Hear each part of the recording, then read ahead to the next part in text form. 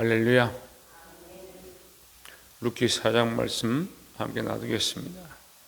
자, 루키 4장 말씀은 약속의 완성이다 이렇게 볼 수가 있습니다. 하나님께서 언약하신 그 일을 이스라엘 가운데 일하고 계신다. 우리가 이것을 알아야 합니다. 하나님 우리를 사랑하시고 우리 가정을 사랑하시고 우리 민족을 사랑하시고 이 나라의 민족 가운데 하나님 은혜를 베푸시는 줄 믿습니다. 사사기를 통해서 다시 말씀드리면 모세와 여호수아를 통해서 그들에게 빛으로 인도하셨던 하나님, 곧 모세와 여호수아는 예수 그리스도의 모양이죠. 그림자죠. 그들이 이스라엘 백성을 인도하였습니다. 하나님 그들을 통해서 인도하셨다. 하나님 그 일을 하셨다라는 거죠. 근데 사사 시대가 되니까 사람들이 하나님 없는 것처럼 자기들 속인에 각자 자기 속인에 옳은 대로 살았다는 겁니다. 오늘 이 시대도 마찬가지입니다. 오늘 이 시대도 예수 그리스도를 모르는 사람들, 예수 그리스도를 알지 못하는 사람들이 많이 일어나서 자기들 속인에 각자 자기 속인에 옳은 대로 살아가고 있습니다. 우리는 뭘 해야 되냐? 여호수아처럼 모세처럼 많은 사람을 빛으로 예수 그리스도에게로 인도해야 될 줄 믿습니다. 그래서 그 결과죠. 이 빛으로 인도하시는 하나님은 여전히 그 가운데 일하시는데 그 사람들은 각기 자기 속에 옳은 대로 살아도 하나님은 그 언약의 일, 구원의 일, 빛으로 인도하셔서 많은 생명을 살리게 하는 일을 계속하고 계신다라는 겁니다. 4장 1절에 보아스가 성문으로 올라가서 거기 앉아있더니 마침 보아스가 말하던 기업 물을 자가 지나가는지라. 보아스가 그에게 이르되 아무개 이리로 와서 앉으라 하니 그가 와서 앉음에 했습니다. 자, 룻이 밤에 몰래 들어가서 이 보아스와 함께 자려고 했지만 보아스가 네 마음은 알겠다. 네가 네 때를 이으려고 하고 그 약속을 버리지 않으려고 하는 하나님을 경외하는 거, 내 시어머니를 따라온 거, 네 민족을 버리고 오히려 이 이스라엘 백성에 돌아온 거, 그거 참 귀하다. 이 마음이 누구의 마음이요? 하나님의 마음이죠. 너희 가정을 사랑하지만 더 뭘 사랑하느냐? 하나님의 말씀을 하나님을 사랑하고 하나님의 민족을 사랑하고 그게 더 중요하다 생각합니다.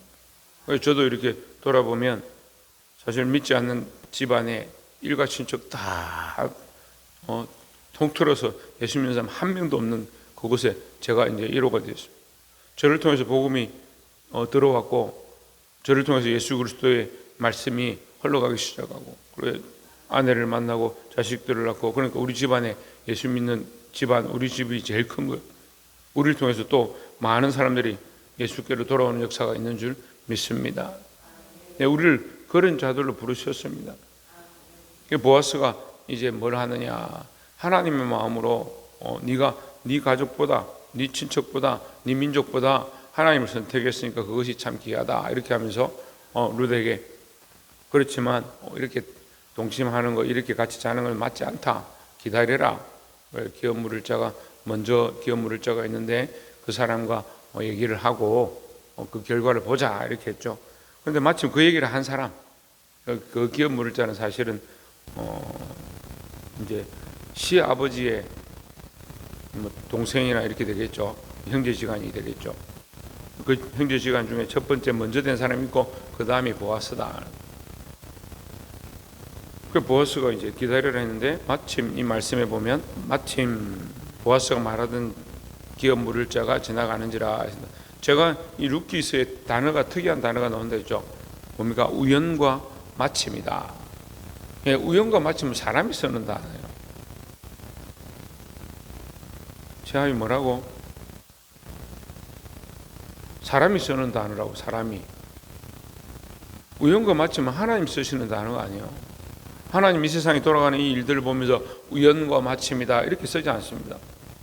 믿는 사람들도 그러면 우연과 마침이 맞지가 않죠. 해가 떴습니다. 우연히 해가 떴습니다. 달이 떴습니다. 우연히 달이 떴습니다. 해가 졌습니다. 마침 달이 뜨니까 해가 졌습니다. 그건 우리 인간들이 쓰는 표현들이죠. 하나님 앞에서 마침과 우연은 없습니다.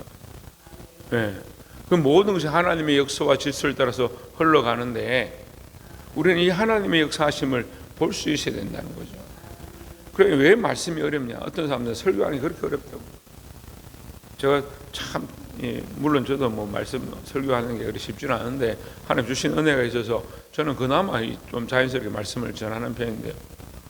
많은 사람들이 저한테 연락 오는 거예요. 목사님 설교를 어떻게 하면 좋겠습니까? 이 말씀 가지고 어떻게 하면 좋겠습니까? 뭘 고민하냐고. 말씀 이렇게 전하면 된다면 어떻게 그렇게 말씀을 할 수가 있습니까? 제가 보니까요, 시각이 다른 시각이 인간의 시각을 자꾸 보고 사람들이 듣고 싶어하는 얘기를 하니까요, 뭐가 됩니까? 우연과 맞춤이 되는 거예요. 그 사람의 시각으로 설교를 하고 사람의 시각으로 공부를 하고 사람의 시각으로 교제를 하고, 그러니까 뭐가 사람이 원하는 말이 되는 거예요. 하나님이 뭐로 원하시는가? 여기 기록은 마침과 우연으로 되어 있지만 하나님은 왜 보아스에게 룻에게 우연과 마침의 일들을 하고 계신가? 하나님께서 그들을 그렇게 인도하시는 거예요. 여러분, 하나님이 하신 일을 보게 되기를 주의 이름으로 축원합니다. 5절에 보아스가 이르되 내가 나오미의 손에서 그 밭을 사는 날에 곧 죽은 자의 아내 여인 모원 여인 룻에게서 사서 그 죽은 자의 기업을 그의 이름으로 세워야 할지니라 하니, 6절에 그 기업 물을 자 이르되 나는 내 기업에 손해가 있을까 하여 나를 위하여 물으지 못하노니 내가 물을 것을 내가 물으라 나는 물으지 못하겠노라 하는지라 했습니다. 네, 오히려 더 유력한 자가 이것을 내가 받겠다. 그 룻이 참 하나님께로 돌아왔으니까 그 마음을 내가 잊지 아니하고 그 믿음을 잊지 아니하고 오히려 하나님의 백성이 되는데 내가 함께 하겠다. 이렇게 하면 좋겠는데 뭐라고 합니까? 내 기업에 손해가 있을까 하여 이렇게 합니다. 그 생각이 결국은 이 사람은 그릇이 안 되는 거예요. 왜 이 사람을 못 받았냐? 그릇이 안 되는 거죠. 무슨 그릇이? 하나님을 위한 그릇이 안 되는 거죠. 자기 기업에 손해가 될까 해서 그것을 못하는 겁니다. 우리가 주의를 위해서, 선교를 위해서, 복음을 위해서, 아이들을 가르치는 것들을 위해서 내가 어떻게 쓰임 받을 거냐, 그렇게 생각을 해야 되는데 보통 어떻게 생각합니까? 이거 하면 내가 손해되겠나? 내가 힘들겠나? 내가 어렵겠나? 그렇게 따지죠. 집사님 올해 교사를 하십시오. 권사님 올해 부장을 하십시오. 교회를 섬기고 어떤 직들을 하십시오. 그렇게 하면 내한테 손해가 되겠나? 내한테 맞나 안 맞나? 나는 어떻게 할까? 항상 그렇게 생각합니다. 말씀이 있잖아요. 내 기업에 손해가 있을까 해요. 자기 기준으로 보니까 어떻습니까? 주의 일을 하는 게, 교회 일을 하는 게, 앞에 나서 기도하는 게 내게 손해냐 내게 유익하냐, 그걸 먼저 따지는 거예요. 하나님 기뻐하실까? 하나님 원하시는 일일까? 그걸 생각해야 된다라는 거죠. 보게 되길 소망합니다. 10절에 또 말론의 아내 모압 여인 룻을 사서 그의 아내로 맞이하고 그 죽은 자의 기업을 그의 이름으로 세워 그의 이름이 그의 형제 중에 그곳 성문에서 끊어지지 아니하게 하매 너희가 오늘 증인이 되었느니라 하니 있습니다. 보아스가 하는 말이에요. 보아스가 이게 신을 벗어서 이 사람에게 신을 벗어서 네가 이것을 포기한다 해라 하고 보아스가 사람들 앞에 서서 이 여인을 내 아내로 맞이하고 그 기업을 내가 다시 살려서 그 기업을 연결하겠다, 이어가겠다, 이제 그 얘기를 하는 겁니다. 다시 말하면 룻과 결혼하겠다 말이에요. 룻과 결혼하고 내가 어떠함보다 이 집안을 살려내고 또 이 믿음으로 살겠다는 여인을 믿음으로 이끌겠다, 이렇게 얘기하는 거예요.